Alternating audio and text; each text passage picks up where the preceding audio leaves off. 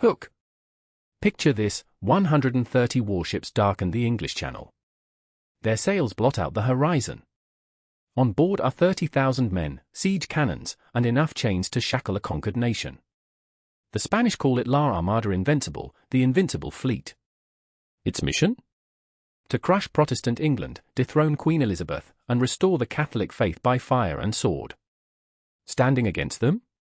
A scrappy English fleet, outnumbered and outgunned, led by pirates and privateers. The fate of England, and the future of Europe, hangs on what happens next. Quick preview. Today we're witnessing the greatest naval confrontation of the 16th century. We'll stand with Queen Elizabeth as she rallies her troops at Tilbury, sail alongside Sir Francis Drake as he launches fire ships into the Spanish fleet, and watch as storms do what English cannons could not. This is 1588, the year the Armada met its doom. Context. We're standing at the height of the Spanish Empire. King Philip II rules half the known world: Spain, Portugal, the Netherlands, vast territories in the Americas. Spanish gold flows from Mexico and Peru. Spanish armies are the finest in Europe. And Philip has had enough of England. Elizabeth's England is a thorn in his side. English privateers, pirates, really, raid Spanish treasure ships. English soldiers support Protestant rebels in the Netherlands. Anne Elizabeth herself is a heretic queen, a Protestant who refuses to submit to Rome. When Elizabeth executes her Catholic cousin Mary, Queen of Scots, Philip sees his chance. Mary had named him her heir to England. Now he has a holy cause: crush the Protestant queen, restore the true faith, and claim England for Spain. For 2 years, Spain builds the greatest fleet the world has ever seen. In Lisbon and Cadiz, shipyards work day and night. Galleons, galleasses, supply ships, a floating city of war. The Armada carries 2,500 cannons, 22,000 soldiers, and 180 priests to convert the conquered English. Philip chooses the Duke of Medina Sidonia to command. The Duke protests: he gets seasick, knows nothing of naval warfare. Philip insists. God will guide the fleet. How can it fail? On May 28, 1588, the Armada sets sail. Crowds line the harbour, church bells ring across Portugal. The greatest crusade since the Middle Ages has begun. Spain expects nothing less than total victory. But nature has other plans. Storms in the Bay of Biscay scatter the fleet. Ships limp into Corunna for repairs. It's a bad omen.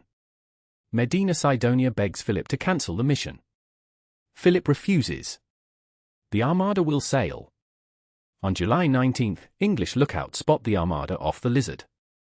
Beacon fires leap to life along the coast, the chain of warning fires that will become legend. Within hours, all of England knows the Spanish are coming. At Plymouth, Sir Francis Drake is playing bowls when news arrives. Legend has it he finishes his game first, declaring there is time to finish the game and beat the Spaniards too. Whether true or not, it captures the English spirit: defiant, confident, perhaps reckless. The English fleet sails out to meet the invaders. Their ships are smaller but faster, designed to strike and run. Their guns have longer range.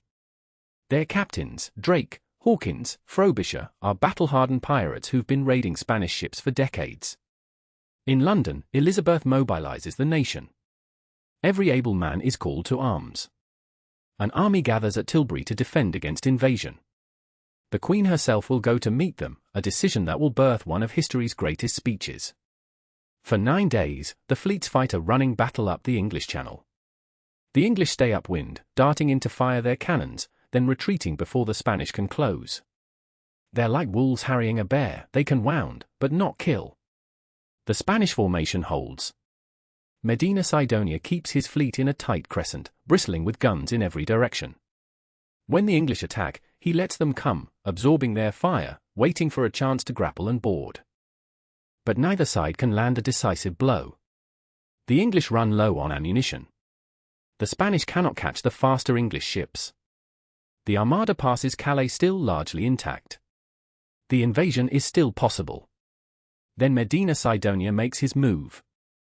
He anchors at Calais to link up with the Duke of Parma and his invasion army in the Netherlands. 30,000 Spanish soldiers wait to cross and conquer England.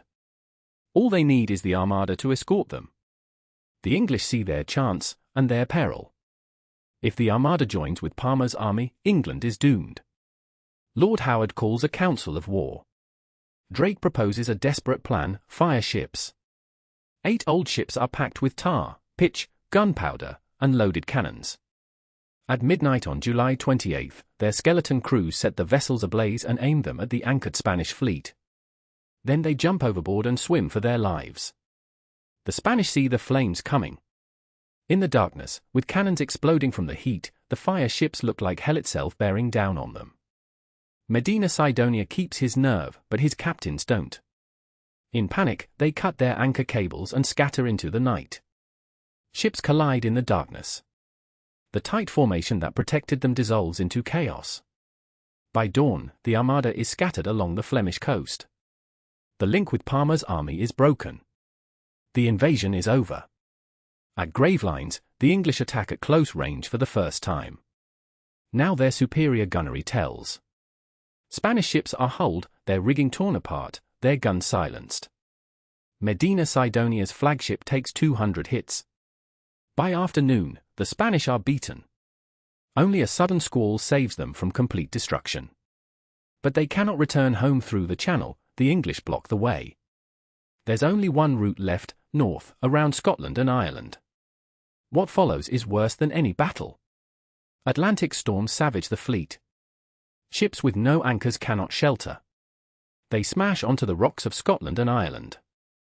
Thousands drown.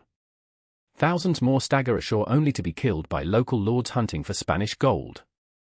Of the 130 ships that sailed so proudly from Lisbon, barely 60 limp home. Of the 30,000 men, half are dead. The invincible Armada has been utterly destroyed. In England, Elizabeth rides to Tilbury to address her army.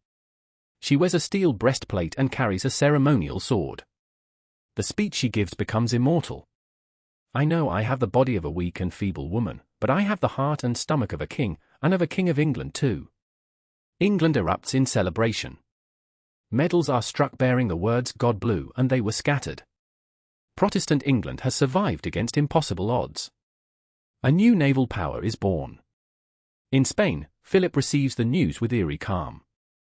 I sent the Armada against men, not God's winds and waves. He immediately begins building a new fleet.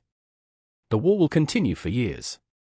But Spain's moment of invincibility is gone forever. Rap UP. And so 1588 closes with a world transformed. The Spanish Empire remains mighty, but the myth of its invincibility lies at the bottom of the sea. England has announced itself as a power to be reckoned with, the foundation of an empire that will one day span the globe. Elizabeth becomes Gloriana, the Virgin Queen, symbol of Protestant resistance. The defeat of the Armada will echo through centuries of English identity, the plucky island nation standing alone against a continental tyrant. The age of Spanish dominance is ending. The age of English sea power is about to begin. The world will never be the same. And that was 1588. Thank you for joining us on this journey through history. We'll see you in 1776.